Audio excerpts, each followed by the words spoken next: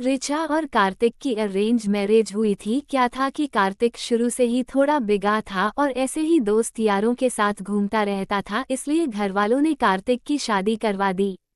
कार्तिक की शादी ऋचा से हो गई। ऋचा बहुत अच्छी लड़की है, लेकिन कार्तिक अभी भी नहीं सुधरा था। कई लड़कियों से बात करता था और दोस्तों के साथ घूमता रहता था। कार्तिक के परिवार ने ऋचा की फैमिली को ये सब पता नहीं चलने दिया, ये सोचकर कि कार्तिक शादी के बाद सुधर जाएगा। इसलिए झूठ बोलकर कार्तिक की शादी ऋचा से करवा दी और शादी के कुछ दिनों बाद ही कार्तिक दोस्तों के साथ देर रात तक घर से बाहर रहने लगा। इसलिए एक दिन ऋचा फिक्र करते हुए कार्तिक को फोन करती है, लेकिन कार्तिक फोन बार बार काट दे रहा था।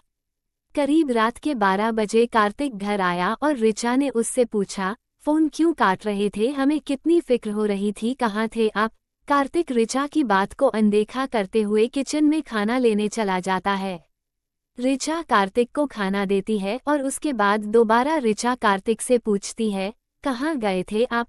और फिर कार्तिक झूठ बोलते हुए कह देता है कि थोड़ा काम था।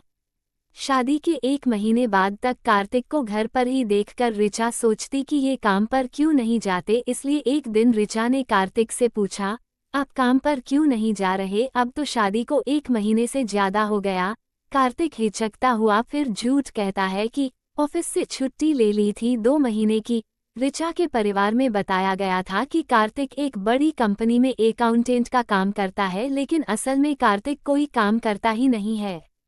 2 महीने बाद ऋचा ने फिर से कार्तिक से कहा, 2 महीने से ज्यादा हो गए, आप अभी भी काम पर नहीं जा रहे।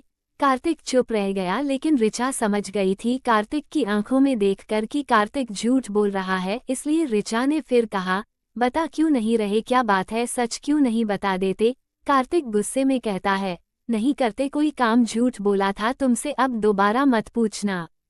कार्तिक के पिता और बड़े भैया सरकारी जॉब करते थे, इसलिए कार्तिक को कभी जॉब नहीं करनी पड़ी, ना उसने कभी सोचा, और कार्तिक ने ना ही पढ़ाई में ध्यान दिया। और घरवालों की गैर जिम्मेदारी ने कार्तिक को बिगाड़ दिया। ऋचा को इस बात का बहुत दुख हुआ कि सबने उसकी फैमिली से झूठ बोला।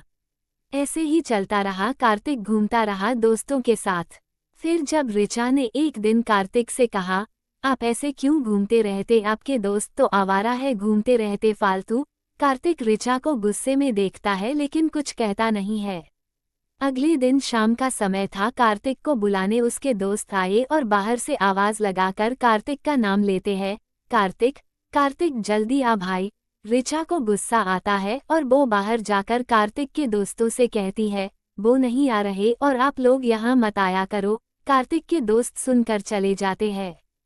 उस वक्त कार्तिक बाथरूम में था तो उसे सुनाई नहीं दिया, लेकिन जब कार्तिक अपने दोस्तों के पास गया तो उन्होंने बताया कि तेरी पत्नी ऐसे बोल रही थी हमसे। कार्तिक को सुनकर गुस्सा आ गया और दोस्ती यारी निभाने के चक्कर में ऋचा को फोन करके दोस्तों के सामने ही गाली दे देता है और कहता है, अपनी हद में रहकर बात किया करो, मेरे दोस्तों से समझी, और फोन काट देता है। ऋचा ने सारी बातें अपनी मम्मी को बताई, लेकिन ऋचा की मां ने उससे कहा, अब जैसा भी है वही है, घर तुम्हारा और सबकी इज्जत किया करो, धीरे धीरे सब ठीक हो जाएगा। लेकिन ऋचा को ये सब ठीक नहीं लग रहा था।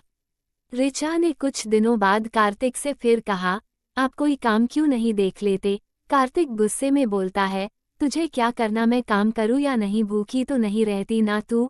कार्तिक इतने बुरे तरीके से बोलता है कि ऋचा चुप रह जाती है और उदास होकर बैठ जाती है। फिर जब कार्तिक घर से चला जाता है तब ऋचा अपने ससुर से बात करती है और कहती है, पापा आप इनसे कहिए कि काम करे, दिन भर घूमते रहते हैं। ससुर, बहू सुनता कहाँ है, वो इतने बार तो कहकर देख लिया। ऋचा, तो आप पैसे देना बंद कर दीजिए, जब पैसे नहीं होंगे तो काम करना ही पड़ेगा। कार्तिक के पापा ऋचा की बात पर गौर करते हैं और जब कार्तिक पैसे मांगने आया तो कार्तिक के पापा ने पैसे देने से मना करते हुए कहते हैं, अब तुम काम करो, मैं पैसे नहीं दे सकता।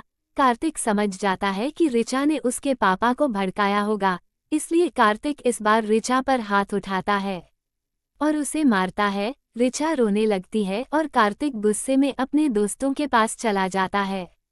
कार्तिक अपने दोस्तों के साथ बहुत शराब पी लेता है और घर जाकर ऋचा से लड़ता है, उसे गाली देता है। लेकिन फिर भी ऋचा सहती रही और मार खाने के बाद भी कार्तिक को खाना खिलाती है और लेटा देती है, क्योंकि ऋचा माँ ने सिखाया था पति जैसा भी हो उसकी सेवा करनी चाहिए। कार्तिक के पिता ने कार्तिक को पैसे देना एकदम से बंद कर दिया था, इसलिए कार्तिक गुस्से में जानबूझकर अपने दोस्तों से पैसे उधार लेकर शराब पीकर आता था और रोज ऋचा से लड़ता था। कुछ दिन बाद जब कार्तिक के ऊपर ज्यादा कर्जा हो गया और फिर वही दोस्त कार्तिक से पैसे मांगने लगे और उल्टा सीधा बोलने लगे, लेकिन कार्तिक की समझ में अब भी नहीं आया और दूसरा कर्ज लेकर कार्तिक ने पहला कर्ज चुकाया। ऐसे ही जब बहुत कर्ज हो गया कार्तिक पर, तो सब अपने पैसे के लिए कार्तिक को धमकी देने लगे और परेशान करने लगे। ऋचा ने कार्तिक से कहा भी अभी भी कुछ नहीं बिगड़ा, नौकरी कर लीजिए, कोई सब ठीक हो जाएगा। फिर एक दिन कर्ज के चक्कर में कार्तिक की लड़ाई हो गई और कार्तिक उस वक्त गुस्से में शराब पीकर ऋचा को गुनहगार समझता है कि उसकी वजह से पैसे मिलना बंद हुए और उसकी लड़ाइयाँ हो रही है सबसे। इसलिए घर जाकर कार्तिक ऋचा को बहुत मारता है और जब कार्तिक के माता पिता बीच में आते हैं तो उन्हें भी धक्का देकर कहता है, आप लोग बीच में मत आना वरना मुझसे बुरा कोई नहीं होगा। कार्तिक की इन्हीं हरकतों की वजह से कार्तिक का बड़ा भाई कार्तिक से मतलब नहीं रखता और उसकी पत्नी कार्तिक से दूरी बनाए रखने को ही कहती थी, इसलिए वो इस लड़ाई में नहीं बोले। कार्तिक ऋचा को मार के फिर शराब पीने चला गया, ये कहते कहते कि चली जा यहाँ से वरना जान ले लूँगा। ऋचा रोते रोते अपनी माँ को फोन करती है और कहती है, मम्मी ले जाओ हमें, बहुत मारा उन्होंने। ऋचा को रोता देखकर ऋचा की मां अपने पति से कहती है, लेकिन ऋचा के पिता ज्यादा ध्यान ना देते हुए कहते हैं, कोई गलती की होगी और क्या यहाँ घर पर बैठकर रखना चाहती हो लड़की को। ऋचा के पिता की सोच ऐसी थी कि लड़की की एक बार शादी हो जाए तो उसका पति मारे पीटे कुछ भी करे, लड़की को सब सहना चाहिए और पति की बात माननी चाहिए। ऋचा की मां भी उन्हीं बंधनों में बंधी थी, इसलिए ऋचा की मां ने ऋचा से कह दिया था कि यही है हम औरतों की जिंदगी, बेटा सहना पड़ेगा सब कुछ, और फोन रख देती है। ऋचा भी दोबारा फोन नहीं करती है और जब कार्तिक शराब पीकर आया तो इस बार उसने नशे में कमरे में ऋचा को बंद करके बहुत मारा।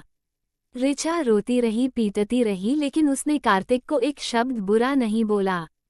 सुबह कार्तिक को जब होश आया तो उसने ऋचा को एक कोने में अपना हाथ पके रोता देखा, लेकिन उसके दिल में जरा भी हमदर्दी नहीं थी। जब सुबह कार्तिक चला गया तब उसने अपनी सास को बताया तो पता चला कि ऋचा का हाथ टूट गया है। रात भर ऋचा अपने हाथ के दर्द से तड़पती रही। उस वक्त कार्तिक के पिता को एहसास होता है कि झूठ बोलकर गलत किया, कार्तिक के बारे में पहले ही बता देना चाहिए था। ऋचा ने अपने परिवार में अब सब बताना बंद कर दिया था और अब कार्तिक को आदत सी लग गई थी ऋचा से लड़ने की और उसे मारने की। ऋचा भी सब सहती रही और अंदर ही अंदर घुटती रही और फिर एक दिन बिना किसी को बताए चूहे मारने की दवाई खाकर सो गई और फिर कभी नहीं उठी। अब कार्तिक के पछताने से कुछ नहीं हो सकता है, वो कितना भी दुखी रह ले और अपनी गलती का एहसास कर ले, ऋचा वापस नहीं आएगी। मगर कार्तिक अब अच्छी नौकरी करने लगा लेकिन खुश नहीं था। उसे अपनी गलती का पछतावा आज तक है, लेकिन पछताने से ऋचा वापस नहीं आएगी। कार्तिक के और ऋचा के पेरेंट्स को भी अपनी गलती की सजा जिंदगी भर ऋचा के मासूम चेहरे में नजर आती रहेगी। इस कहानी में सबसे बड़ी गलती पेरेंट्स की थी।